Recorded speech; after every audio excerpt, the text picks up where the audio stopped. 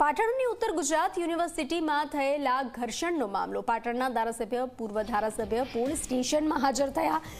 દારૂકાંડ બાદ કોંગ્રેસના નેતાઓ અને પોલીસ વચ્ચે ઘર્ષણ થયું હતું। પાટણ ધારાસભ્ય કિરીટભાઈ પટેલ, સિદ્ધપુર પૂર્વ ધારાસભ્ય ચંદનજી ઠાકોર, પાટણ જિલ્લા કોંગ્રેસ પ્રમુખ ઘેમરભાઈ દેસાઈ આજે પાટણ બી ડિવિઝન પોલીસ સ્ટેશનમાં મોડી રાત્રે હાજર થયા હતા। આજે પાટણની કોર્ટમાં તેમના આગોતરા જામીનની મુદત હતી। 8 દિવસ સુધી પાટણ બહાર રહ્યા બાદ એકાએક પોલીસ સ્ટેશને તેઓ હાજર થયા હતા।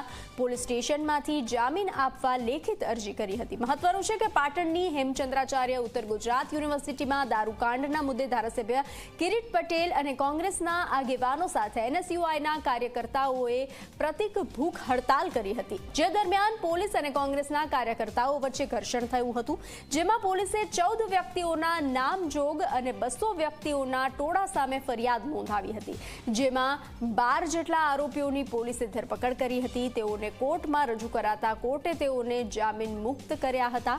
ત્યારબાદ પાટણના ધારાસભ્ય કિરીટ પટેલ, સિદ્ધપુરના પૂર્વ ધારાસભ્ય ચંદનજી ઠાકોર અને જિલ્લા કોંગ્રેસ પ્રમુખ ઘેમરભાઈ દેસાઈએ પાટણ સ્ટેશનમાં આગોતરા જામીન અરજી મૂકી હતી, જે અરજીની સુનાવણીમાં 3 મુદતો પડી હતી। આજે આ અરજીની સુનાવણી કોર્ટમાં થાય તે પહેલા વહેલી સવારે ધારાસભ્ય કિરીટ પટેલ, પૂર્વ ધારાસભ્ય ચંદનજી ઠાકોર, જિલ્લા કોંગ્રેસ પ્રમુખ ઘેમરભાઈ દેસાઈ સહિત 22 વ્યક્તિઓ પાટણ બી ડિવિઝન પોલીસ મથકે હાજર થયા છે।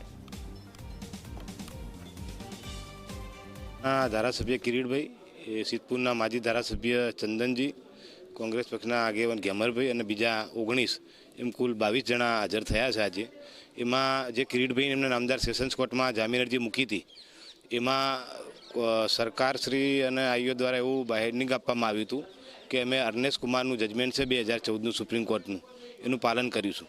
હવે જજમેન્ટ મુજબ એમને જ્યારે જો હાજર થયા છે તો 41(1) એ મુજબ એમને નોટિસ આપીને જવા દેવા પડે અથવા તો વિના વિલંબે નામદાર કોર્ટમાં રજૂ કરવા પડે।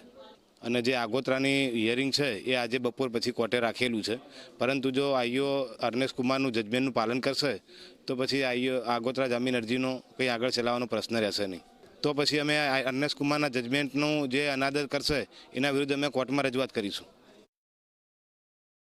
પાટણ શહેર બી ડિવિઝન પોલીસ મથકે કિરીટભાઈ એટલે કે પાટણના ધારાસભ્ય કિરીટભાઈ પટેલ સહિત જે કોંગ્રેસના આગેવાનો છે તે પાટણ શહેર બી ડિવિઝન પોલીસ મથકે હાજર થઈ જવા પામ્યા છે। કેમેરામેન નકેશ દ્રશ્યો બતાવે કે પાટણ ઉત્તર ગુજરાત યુનિવર્સિટીની અંદર જે દારૂકાંડ મામલે પાટણના ધારાસભ્ય કિરીટભાઈ પટેલ સહિત કોંગ્રેસના આગેવાનો તેમજ એનએસયુના કાર્યકરો ધરણા કર્યા હતા, અને ધરણા દરમિયાન જે પ્રમાણે પોલીસ સાથે ઘર્ષણ થયું હતું તે જે અંતર્ગત પાટણ શહેર બી ડિવિઝન પોલીસ મથકે 14 નામજોગ અને 200ના ટોળા સામે પોલીસ ફરિયાદ નોંધાવવા પામી હતી। ત્યારે ક્યાંક ને ક્યાંક જે રીતે કહી શકાય કે આ મામલો કોર્ટ સુધી પહોંચવા પામ્યો હતો અને કિરીટભાઈ પટેલ સહિતના આગેવાનોએ આગોતરા જામીન પણ મૂક્યા હતા, અને આજે બપોરના 3 વાગે આગોતરા જામીનની સુનાવણી પણ આજે હાથ ધરવામાં આવશે।